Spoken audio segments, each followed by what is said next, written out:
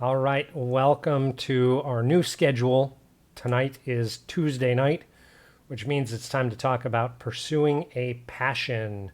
So, honest reviews and discussions about all things RPGs and tabletop.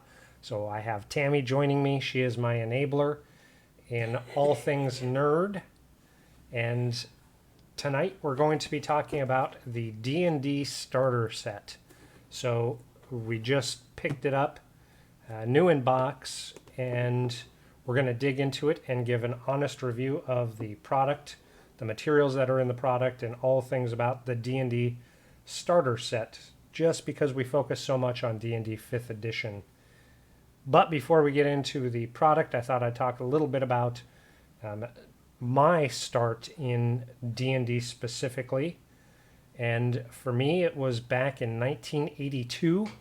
I was a kid, and we had a weekend that we had bad weather, so we weren't allowed to go outside. And my oldest brother had received recently Dungeons and Dragons from an uncle. He got it as a gift. And so together we made characters and spent the afternoon starting an adventure with our characters. And sadly, my character didn't make it in more than 5 minutes before they died, and I had to make a new character. But I was really hooked because we had some stuff going on in the background for that ambiance and mood, and really dove into the game head first. Had a fantastic time, and it's been a passion of mine ever since. And that was back in the Satanic Panic period, so kind of shocking that a Catholic family was playing D&D. How about you? For your first time you heard D&D, when was that? I actually heard about D&D before I met you, but it was the negative connotations, the satanic panic. Right? Probably Everybody nerd. who plays it is a nerd or has dark thoughts and they're potential serial killers and yeah. So I would say that it was definitely maybe mid to late 80s when I first heard about it. That's one of the things that I find is very interesting is how different Dungeons and Dragons is perceived by the populace at large compared to when I started playing. Now, it's hard to find people that you know or at least acquainted with that haven't played D&D or are playing D&D, and it's very popular, it's accepted.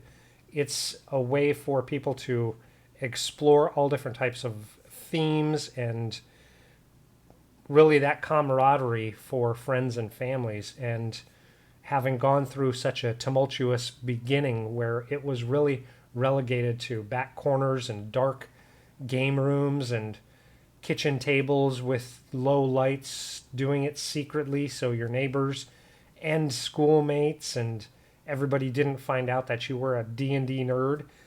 It's really refreshing to see it change in such a positive light, because for me this has been a great asset to my upbringing. There have been a number of times where either I've been able to really express myself creatively that I didn't have another avenue for. It's driven me to be more creative with everything from art and painting, storytelling, writing, and even interactions with other people. So a super positive impact on my life, and then obviously on my family as well. I'm hoping that they all have enjoyed the little bits of nerdiness I push people through and enjoy doing as a family together. So super excited to see where it's come over all these years. So with the D&D starter set, what I've heard is this is the same materials used to beta test the D&D 5th edition, which at the time was called D&D Next. I did get to do the beta testing on that and provide feedback and really see how the development process was going for this iteration. For me, it was a super welcome change because I did not enjoy 4th edition.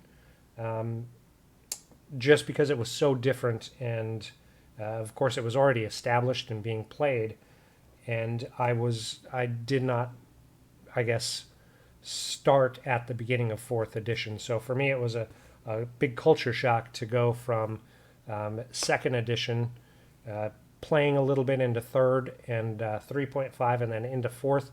Very challenging for me. So when I got the opportunity to beta test, I really enjoyed it. I liked the directions they were going.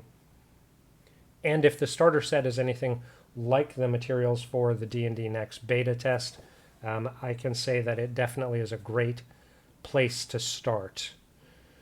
But we're going to make this video and actually post it up for Wizards of the Coast to see what our opinions as a longtime nerd and a nerd enabler think about the D&D starter set. And I gotta say that I think it's extremely nice that there is a package that gives you everything that you need to start out with. I know when you started playing some more after we were together, everything was kind of bits and pieces everywhere. And so it was really hard to know a good starting point, know what you needed to get started, what you needed to get going. There was nothing like this back at that point in time. So it's really good to see that for the newer people now, there's something out there that, hey, this is point A. Yeah, and so just starting, I took the cellophane off, but just starting up, you can see the product itself has a fantastic image on the front. So amazing artwork. I'm going to get this up close to the camera. I know the light is going to be a challenge, but the artwork itself is absolutely gorgeous. I have to say, very evocative for Dungeons and Dragons to feature such a huge dragon on the front. And of course it says everything you need to start playing the world's greatest role-playing game. On the back, it does go through a lot of different details, so I will read those out just so you get a good feeling for it. But of course, when you shop, whether you see this at a game store, a local hobby shop, which we definitely encourage you to visit and patronage because they are small businesses, or whether you order it online through Amazon or a big box retailer that carries it. However you choose to purchase it, you'll see the same details. But it goes through and says explore subterranean labyrinths or dungeons. Plunder hordes of treasure, battle legendary monsters. So the Dungeons and Dragons starter set is your gateway to action-packed stories of the imagination. This box contains the essential rules of the game, plus everything you need to play heroic characters on perilous adventures in worlds of fantasy. So the game components: a 64-page adventure book with everything the Dungeon Master needs to get started, a 32-page rule book for playing characters levels 1 to 5, 5 pre-generated characters, each with a character sheet and supporting reference material, 6 game dice. So when you're ready for even more, expand your adventures with the 5th edition Player's Handbook, Dungeon Master's Guide, and Monster Manual. So I do like the way they broke that down. So the 64-page adventure book with everything the DM or Dungeon Master needs to get started. I mean, definitely I, just from that, envision it moving right into the Dungeon Master's Guide. The 32-page rulebook for playing characters, level 1 to 5. I see that as that player supplement, something they'll need to be able to understand how to utilize the character sheet and build characters as well. Not just play, but build. So then moving right into the player's handbook. And then the monster manual, of course, should have just build out for the DMs to use based off the adventure, the monsters that you'll encounter in the adventure. And then the 6 game dice, of course, most dice sets come with 7. However, one of them is a D10 that's basically doubled, so 6 game dice makes sense. So here's when you open the box, what you see. D&D, Lost Mines of Phandelver. So I can tell you that I've actually played this adventure. This was part of the D&D Next beta test. A great adventure, very easy to pick up and play. It's got a lot of information in it and a really interesting setting.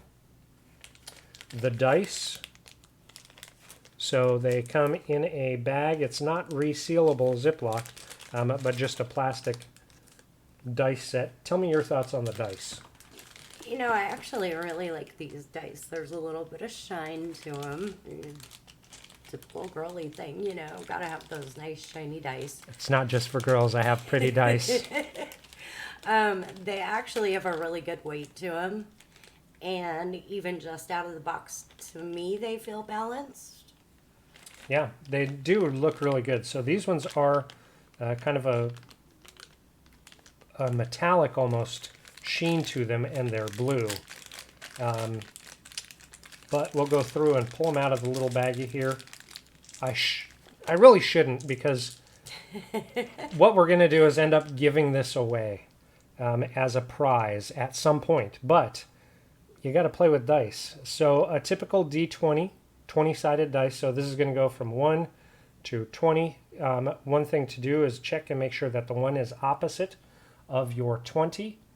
And that's just going to let you know that it is a correctly set dice. And you can see the 1, which is your failed, the lowest you can roll on this dice, is opposite of the 20. The numbers are nice and clear with that white over the blue. They're going to be easy to read on the table. Here, even in the studio where we've got low light, I can easily see the numbers. And easily roll a 3. Very Let's see what I easily. got here. Oh! We better try it again. She got a 3. That's a roll off. You can't both have the same. We got to make sure there's balance. All right. I got a 5 I and a got 7. I win. She wins, Always. but I got to do one more. 17. He has to keep going until he wins. Now, I wanted to see her get a crit. 2. 2. That's okay. But Okay, but it's fairly balanced Yeah. because you didn't constantly come up with the same thing over and over. Right. Now, isn't there a test that you can do to Absolutely. see how balanced they actually are? Yeah, so what you want to do is you want to get a cup of water, and there's arguments back and forth of whether you use salt water or regular water. Salt water just gives more buoyancy to the dice if they're heavy and are not floaters. But if you drop a dice into the water, you want to see when it balances, when it gets its buoy. You just tap it down a few times, and as it pops back up, you want to see is it rotating and coming up with different numbers, or is it constantly coming up with, say, 17? If it keeps coming up over and over and over again with 17, you'll know the balance is off, either in the construction or the inner materials of the dice. So the buoyancy test, there's a lot of information online about it that you can research. I have done it a few times, and I can tell you in the hundreds of dice that I've ever tried it with, I've never had a problem. So a good way to test if you have fears about dice, but I can tell you from my experience, I've never had a problem. I can also say I know we've bought dice from them before, and we have tested them and not had an issue with any of those. So Yeah, not a problem. So the next dice is a D12, so 1 to 12. This dice doesn't get used as much. You see a lot of people say it's their favorite dice just because it doesn't get used as much, and it's a very interesting shape that you can see. Each side is basically a pentagon, 5 sides to the flat, so an interesting shape. Next size down is your D10. So generally on your dice sets, you're going to have these come up in pairs. So one will be numbered 1 to 0, and one will be numbered with double digits. So basically 10 to 0, 0. And that's just a way to use percentiles. After the 10 is my favorite dice, a D8. So this is basically, think of a pyramid stacked on top of an upside down pyramid. But I like this one because I have had a lot of success playing clerics. So I roll a lot of d8s in my younger days. A d6, just a standard six-sided dice. One of the big variations is instead of the pips, these are actually numbered. So again, just super easy to read at the table. And then last but not least is the four-sided dice.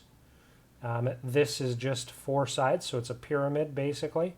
And they're made differently. This one, when you roll it, whatever number is up at the top, that is the number that the D4 rolls. These are also considered some of the worst caltrops you can have. If you've ever stepped on one of these as you're going through your game room, know that this is worse than stepping on a Lego. So yeah, good dice set. I think they look really good and seem to be really well made for table play. So, Lost Mine of Phandelver. Now, this is just the adventure book, or is this the book that the Dungeon Master would use? So this is the adventure book. However, based on what it mentions here, is it's kind of a combo. So it calls out that it has a couple of different chapters. The introduction, running the adventure, background of the adventure, overview, adventure hook, and the Forgotten Realms. So the Forgotten Realms is basically think of the world. So in Marvel Cinematic Universe, they talk a lot about the multiverse. Dungeons and Dragons also has a multiverse. Different editions have played in different planets or realms of reality. So Forgotten Realms is the de facto area that Dungeons and Dragons 5th edition is designed for, is the Forgotten Realms, the planet of Faerun. While you're talking, I'm going to show a few of the Yeah, pictures. do it to it. Um, The biggest call out for the area of Faerun that most of the Dungeons and Dragons 5th edition focuses on is along the Sword Coast. And that area is really well charted and logged. It's been in the game since, I believe, 2nd edition, actually, and very well known. There's lots of materials that you can study from past wikis, basically, that have even further depth beyond the Sword Coast, should you want to expand on any of this. So the way they have this adventure module talking about the Forgotten Realms kind of sets the stage for growth. You can see just in some of the images that Tammy's showing, I think the artwork looks great. lots of maps. Lots of maps. And lots of maps. So this map here actually focuses on an adventure area. So I don't know if you can see on camera or not, but the rooms are numbered. And then the way the adventure goes, the numbered areas are down below. They'll have an area for the dungeon master kind of to read and familiarize themselves with. And then an area for you to read out to the players. And then the next area kind of contains what's going on in that environment, what's happening, so that as you, the DM, kind of pre-read this, you know what's going to unfold when the characters, say, barge into one of these rooms that's numbered. So part of the big part about that, or part of what makes that so important, is that just about anybody can do this, right? I mean, this isn't limited to somebody that's played D&D forever. Somebody new could conceivably pick it up and start up their own game and be the dungeon master. Yeah, and with this one here, I mean, you've got 64 pages, so it seems like, I mean, and it's not like super fine print at all. You could really pick this up and, I would say, breeze through it once or twice and be able to run it really well. I'm going to just kind of do a quick call out here on this part here. So I'm going to read out the town square as if I were gaming. So as the GM, I would read encroaching underbrush has yet to engulf the square. So that kind of sets the scene for me as a DM to know that there's a lot of underbrush, but it's not completely taken over this area. The next section is what you would read to the characters or the players. On the east side of town, the lane opens up to form a small square.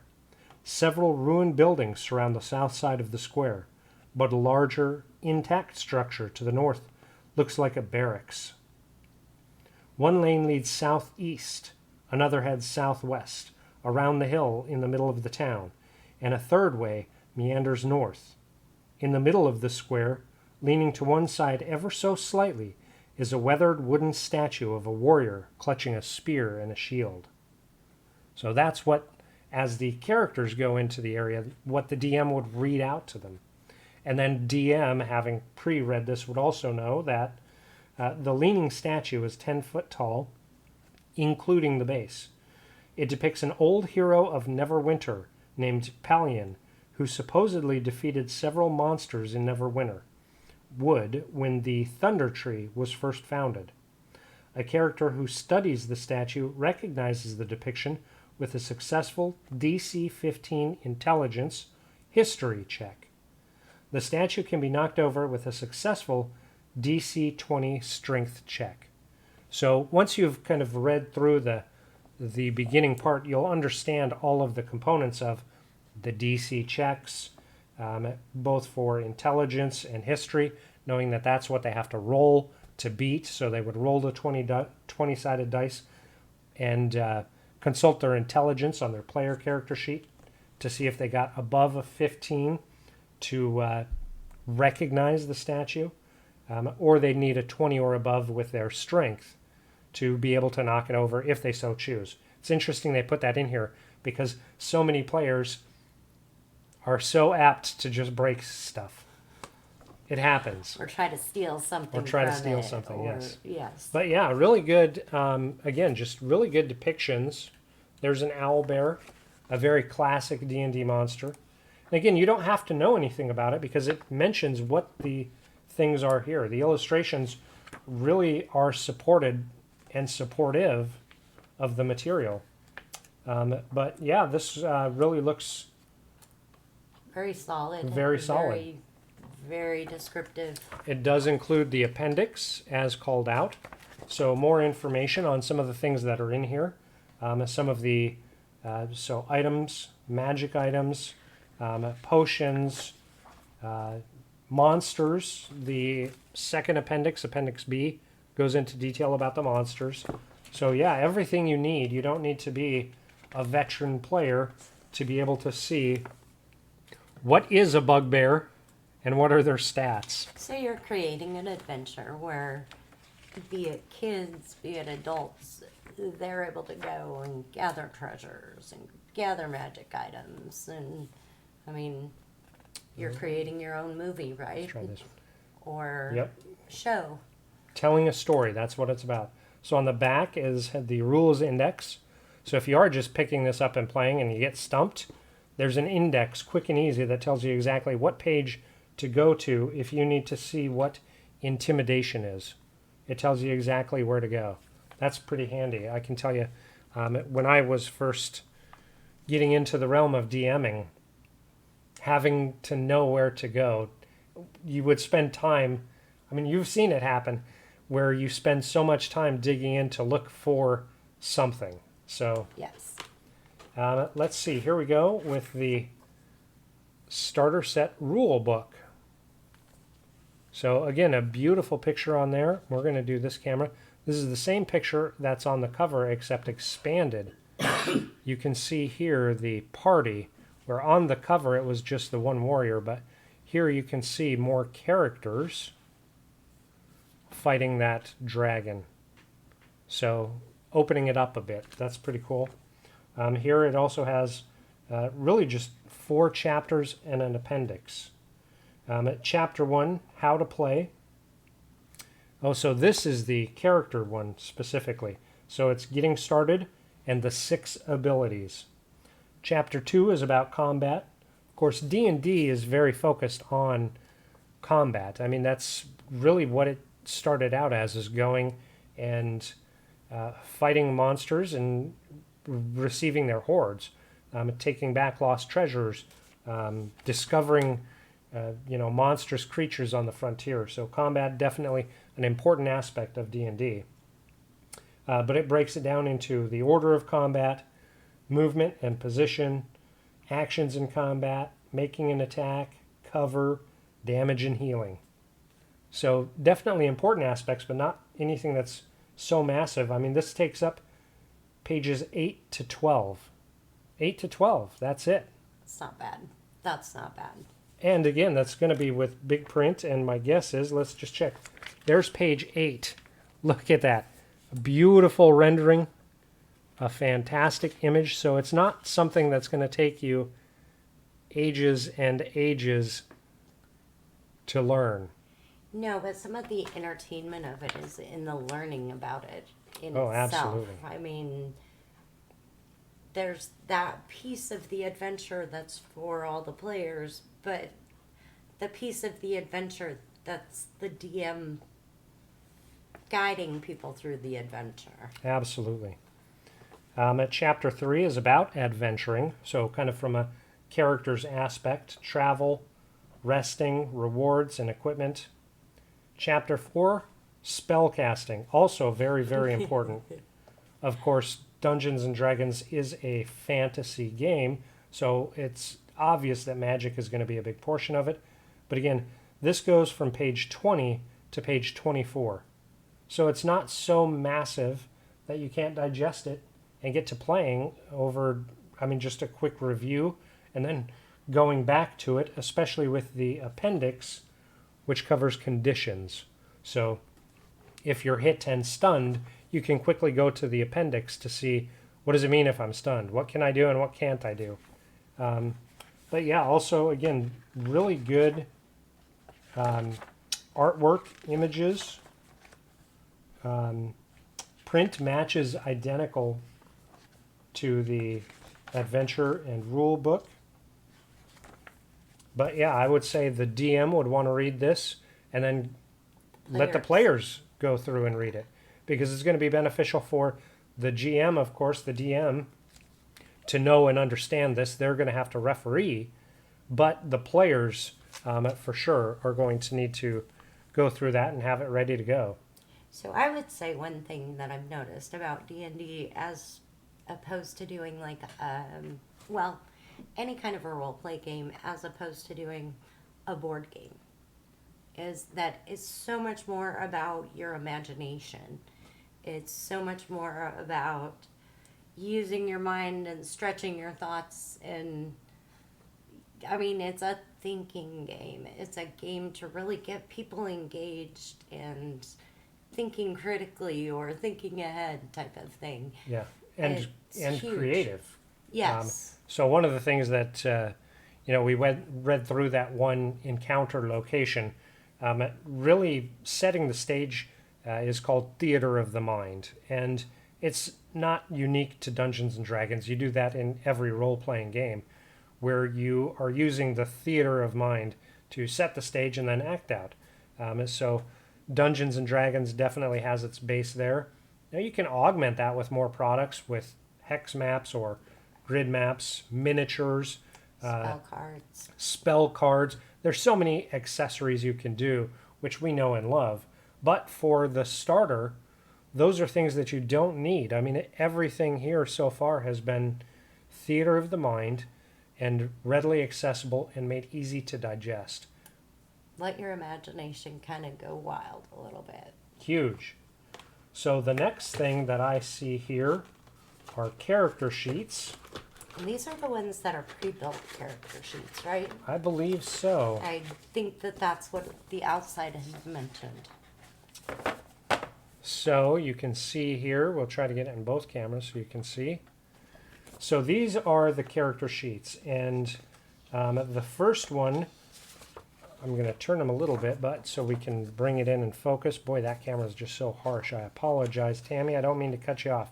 Hey, cut me off. It's good. You can see a lot of things are already pre-filled out on this character sheet. You'll have to show the back of that as well, because So what I'm noticing, and just you can call me out if I'm wrong because I definitely don't have your experience with this, but when we started playing, setting up the characters was a challenge, and it was really, really time consuming.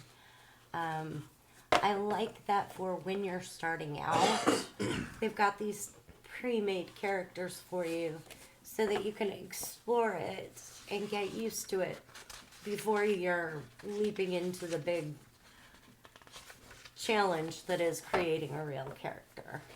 Yeah, you're absolutely right. So, and that's kind of a boon and a curse at the same time. So there are some people who are very guilty of loving character creation, and they will spend He hours does, and he will. creating characters.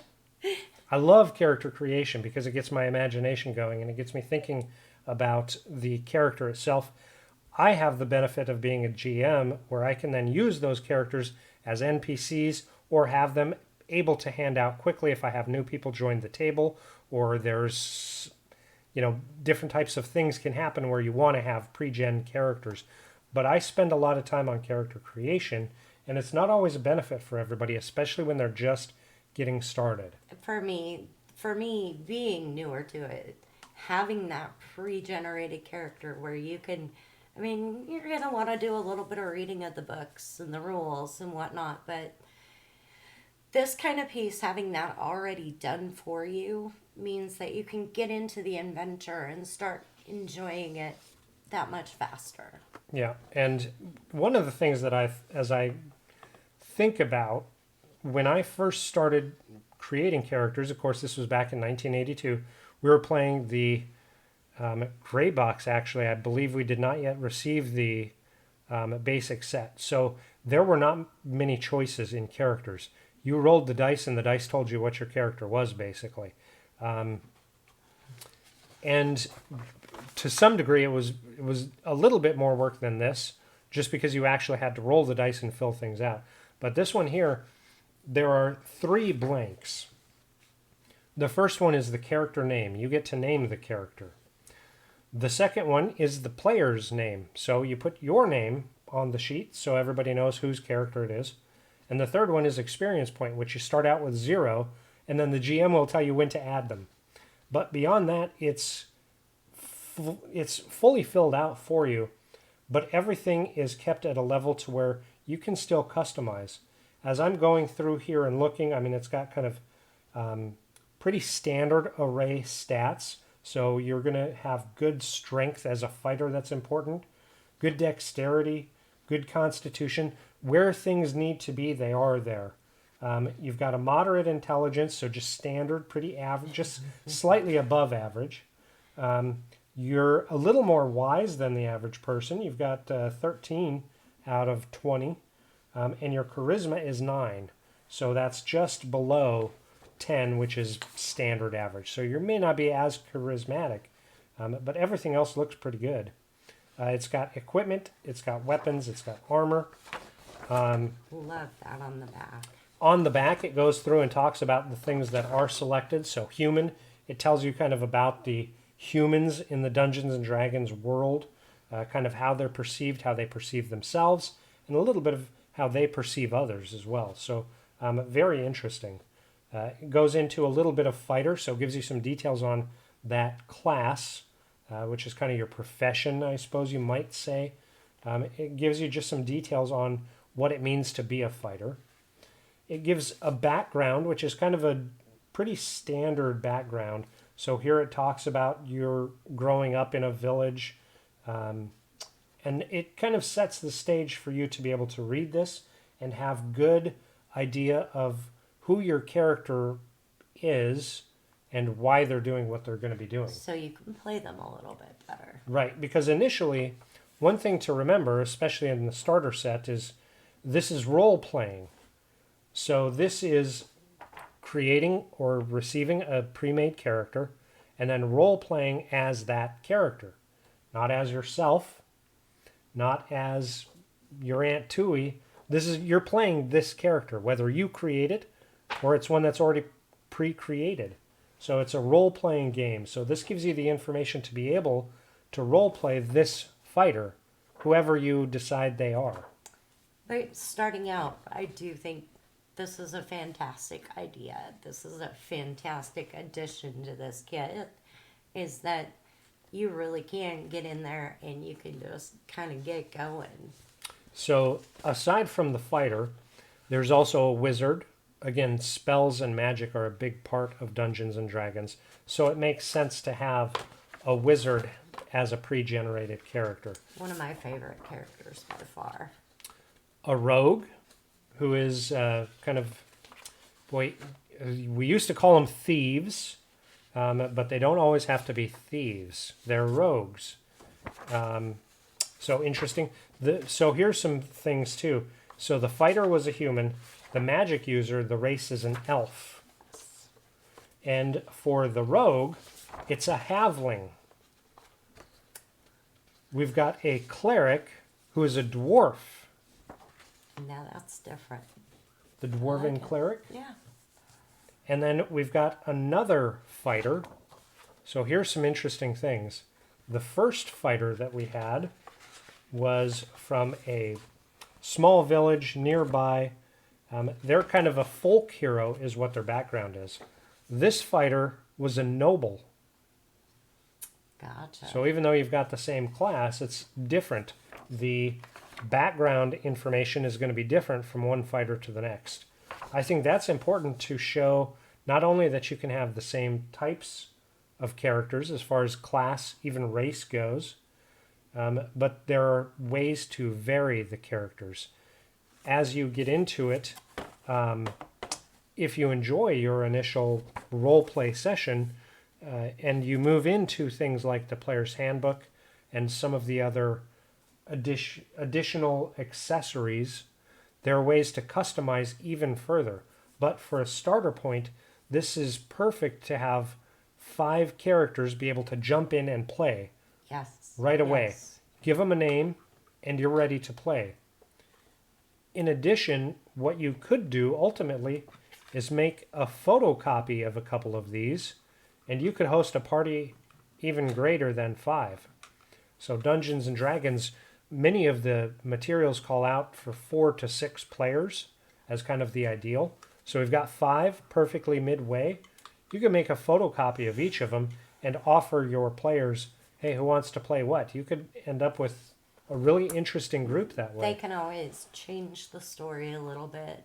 I mean, Or be do they brothers have and to play it sisters, exactly this way? cousins. No. Yeah. And that's the beauty of it is it may give you the bones, the basics, but it's what you make it. It's how you decide to play the character. Yeah, so really cool. Very, very similar to the materials that I received with the D&D Next beta test. Almost spot on exact, to tell you the truth. So it's very cool to see that what was beta tested, and I mean, they made a few revisions here and there that they sent out that we had to continue and test, but many of the materials are almost identical. Almost identical. Of course, they've dressed them up prettier, and They're gorgeous. Yeah. the paper, the stock on these character sheets, this is not like standard printer paper or anything. It's pretty. No, it's fairly thick. It's not like copy paper. Yeah, it's really good paper. I think this will hold up to some real good gameplay. Boy, I think about some of the characters where I've created where it's just been on like notebook paper too, where those do not last. But yeah, this is really nice. And then we've gotten to the base of the box. So it does have a little insert in here, but that's the contents of our starter set. I'm going to start packing this back up. And I gotta say, so this particular one we did find on Amazon, and it was, I want to say, in the $13 range. That's a fantastic start. That's less than the cost of going to the movies. And I can almost guarantee that once you get in there and get to playing, you're going to get a lot more than 2 or 3 hours of play out of it. I mean, this is something that you can play for hours and hours and hours. And it's never going to be the exact same thing every time. Absolutely. You make a great point when just the comparative to a movie. So a movie, 2 maybe 3 hours. If it's one of the long running epic style movies, you'll get 3 hours of. But then you also have all your concessions, um, and that's per person. Under $20 or around, even if you were to say Yeah. 20 25 bucks, wherever you're able to buy this at, the value for it, you're covering immediately right out of the box 5 players plus a GM.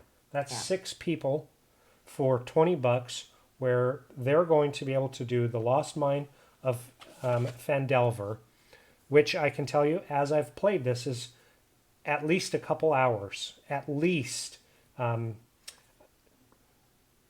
Going through, you can go back through and replay this adventure as many times as you want, because the choices that your players make via their character will have different opportunities to run through the adventure. And then as the GM, as you go through and play this, there's opportunity for you to change things up. Think about keeping things not static. Maybe you play it a couple of times and then you fast forward 5 years in game term and you have a different adventuring party go through. What are you, the GM, going to change to make things different since the last group of pesky adventurers went through it? So as a starting point, it's amazing. I mean, this is a great starting point. This is a super, super solid thing. I think I honestly think any kid that's able to read fairly solidly would be able to play this. I think they say 12 plus on the box. Yep, ages 12 and above. I would say that I would want to have somebody maybe in that range, but I know that we played with our kids when they were much smaller than that. Yeah, so when I started, it was extremely young, and yeah, we've ran our kids through it. We've had cousins and friends who've played through it really young. I can tell you that as a kid, again for me, there were multiple things going on, but my parents, even in the Satanic Panic, were more comfortable with us playing Dungeons and Dragons as a family and with family than not knowing what we were doing, who we were with, what we were getting into.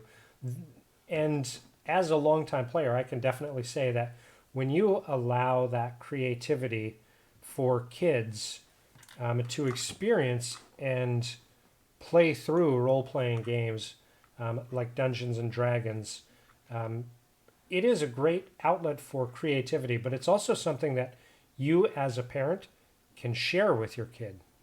It's also something that you can use to teach them.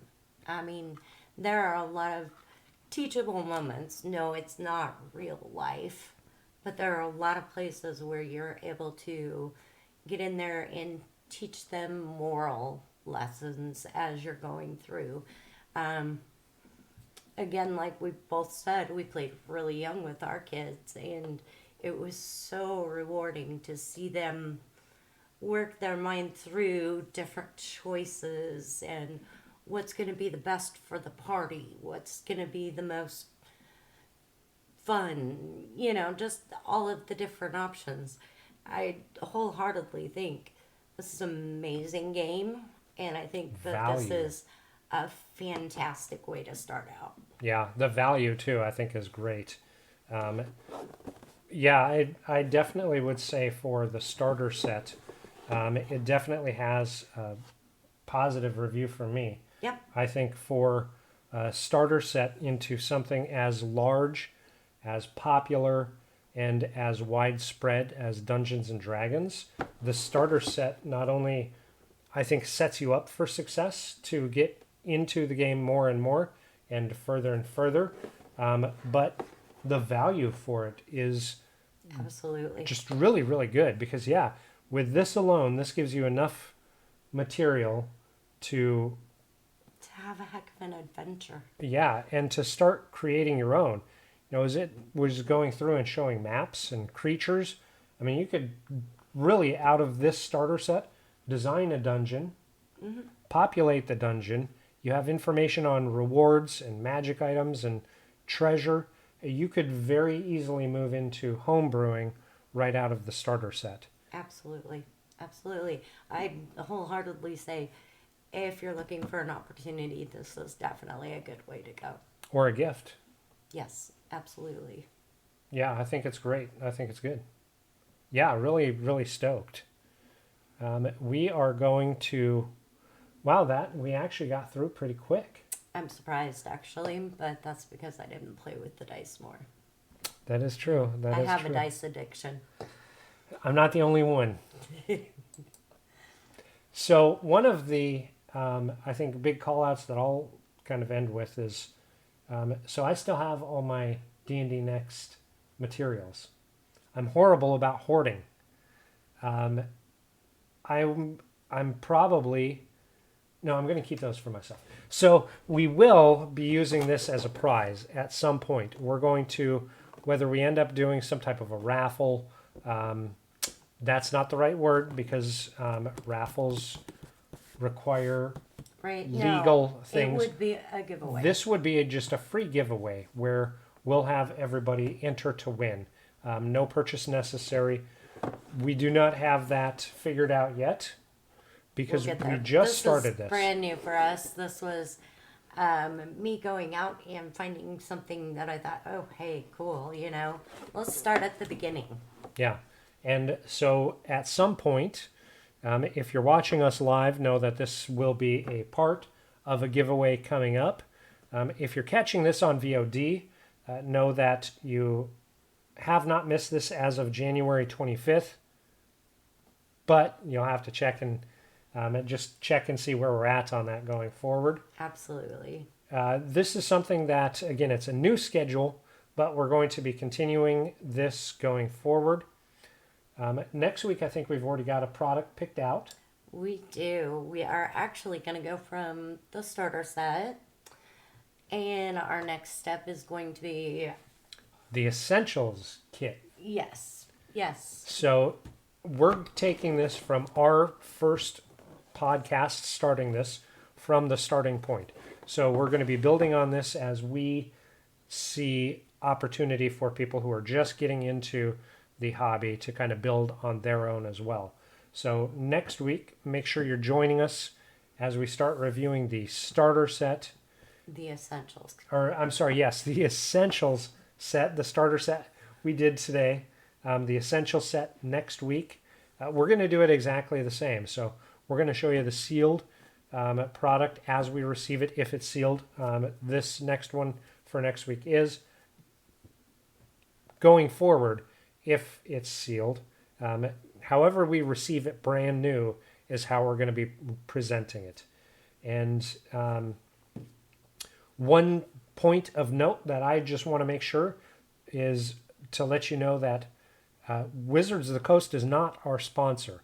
So there is no obligation to give a good review. Yeah, absolutely. So the reviews that we're going to be giving are going to be 100% honest and upfront from the point of a very experienced RPG player and a very inexperienced RPGer, but also a great enabler because as an enabler for an RPG nerd, it's very interesting. You'll see as we go and continue the series what motivates some of the purchases of someone who is supporting someone in the hobby, and what that person kind of views as kind of must-haves and things that they don't think about, how they perceive some of the things that you may be thinking about gifting to others or getting for yourself. And you may get to see some great hits, like the starter set, and you may get to see some great misses. I've been known to do that. There are some possibilities, but everything is going to be 100% honest. We don't have any obligations to anybody, so this is our real feedback, and we just really want to make sure that you know that, because we don't want anybody to not be able to see what we see in a product or to think that we are being Pushing somebody's deceitful or product. pushing Yeah. something for our own benefit. This is really just us trying to help the people who are looking at the RPG hobby in making good choices that are going to be beneficial for them and others, and are going to be something that they ultimately have all the information they need to make a great decision and really have Enjoy it. enjoyment in their purchases. The worst thing I would want is for someone to buy this Hate it. and hate it. Yeah. I mean, I could only imagine they could have gone so many directions with this to where it was, in order to use this, you also have to have this, or have a lot of information on there with no supporting materials, to where you needed to spend time doing research and further purchases. And Yeah. that It's was one of self-contained. that was one of my concerns, is the starter set really a starter set, something that anybody can dive into and learn? And having it be so close to what I learned 5th edition on, I can say for me the materials made it really easy. And from what I'm seeing here, like I said, not only did they glamour it up really well and make it super attractive, but yeah, everything you need. This is good. This is a win. My process is usually to do some reading and watching reviews and stuff like that. And that's how I decided to go with this when for our product to review, was just little bits of research. Sometimes they'll hit, like I said, sometimes they'll miss. I'm definitely glad to hear this is a hit. Yeah, definitely a hit. I know we've only got a few more minutes for this regularly scheduled podcast or Twitch stream, live stream. But real quick, I just want to run through the remainder of our schedule for this week, and then I'll recap for next week. So Wednesday, tomorrow, I'm going to be doing inspirations. So I'm really excited about this stream for our Wednesday night. It's also going to be from 8 to 9 Central Standard Time. I am going to have a miniature that I'm going to create a character live on stream based on. So it's going to be a lot of fun. It's going to be interesting. It's going to be unique, I think, because many people come up with a character and then build or search a miniature that represents their character. This is completely flipping that on its head. So I am going to use the miniature to drive character creation. I think it's going to be awesome. So are you going to do backstory and all of that I'm of going to stuff? cover it. I'm going to start with just showing the mini. I'm going to have a blank character sheet. I'm going to have my role-playing materials ready to go. I think I'm going to randomize it, whether I'm doing rolling for abilities, doing a standard array. I think I'm going to mix and match based on what drives me, what inspires me from the miniature. So I think it's going to be I like it. very interesting. But yeah, I'm going to go over backstory. I'm going to go over equipment, the whole 9 yards. It's going to be 100% creative off of a miniature. And then talk about how I would use it in a game. And who knows, if I ever get to play in games, that character may be one of the ones showing up. Thursday, we don't have a live stream. However, there may be occasions where I'll be on painting. If you get a chance, it generally will be either late at night or early in the morning that I will be painting on Thursdays, but it's hit or miss because that is the one night I get to game nerdily. I call it nerd night. It is my nerd night. Friday, we have the adventure log. So that's where we're just going to give a weekly update. So Tammy will join me here in the studio again, and we're just going to give a weekly update of what we covered through the week or what's going on in the industry or news. Who knows? It's kind of an open mic format. And I think this week it'll be more of a chit-chat type of thing since we're just now getting started out. But going forward, yeah, there will be a lot of a recap element to it. Yeah, so if you're watching on VOD, make sure you contact us with questions, comments, concerns, anything you want us to cover on our Friday nights. And then Saturday, this is going to be fun for me. It's called Bringing It to Life. So this is going to be a session of me just miniature painting. So it's raw studio. I've done videos like this before, but prior to some of our studio setup, we had some big challenges. We've got all the bugs fixed. Everything's working fantastic. We've done a lot of testing to make sure that the quality is good. So please, if you're into seeing miniatures being painted, reviewed, talked about, how I would use them in game, how I pick colors, everything miniature painting, be sure to check out Saturday. That's going to start at 12 Central Standard Time, bringing it to life, miniature painting. Mondays, yesterday, I just did my first show of The Journey. Where will your adventures take you? So this is all about world building and exploration in the worlds. So last night I did some map making on a adventure location for a material that I published on DM's Guild. It's called Markets of Magic. It is a free download. It's a supplement. So if you're just starting out and needing ideas on magic shops, it has five magic shops for different locations and areas. It covers everything from the inventory they have, the pricing they charge, the NPCs, the setup location, everything you need to quickly and easily drop a magic shop into your gaming location for your player characters to explore and experience without having to do all the research and legwork to figure out the pricing, what's in stock, what's available, who's running the show, and why. So feel free to download that on DM's Guild for free, and that's called Markets of Magic. And as a call out, the map that we made last night will be included with another free giveaway where the original with all of the hand-sketched artwork will also be signed and given away once all the artwork is done. The version online right now has no illustration. However, I am working on it.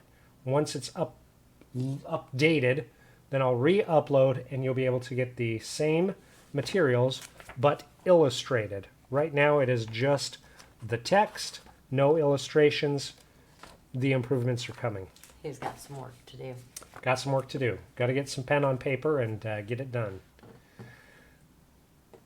What else? All right, I think that's got it for tonight. I do. I think that's got it. I hope you enjoyed the review. I hope it was beneficial for you or for someone you may know who is thinking about whether it's a gift, whether it is them thinking about getting into the hobby, whether it's for charity. That's one thing that I did want to say is if you're looking for an opportunity for a charity, I know many children's hospitals have youth wings that are 12 to 17. If you have an opportunity to do a charity, purchasing something like the starter set and sending in some copies, huge win for the kids. And karma, can't beat good karma. But that's our show for tonight. We hope you enjoyed it.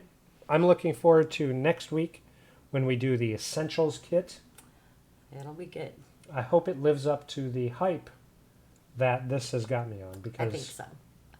I think you'll be pleasantly surprised. I'm hoping so. But until next week, I hope you all have a fantastic week and make sure you enjoy the adventurous road ahead of you or that you're currently on with RPGs, tabletop role-playing games. And of course, don't hesitate to send us a comment. Let us know where will your adventures take you.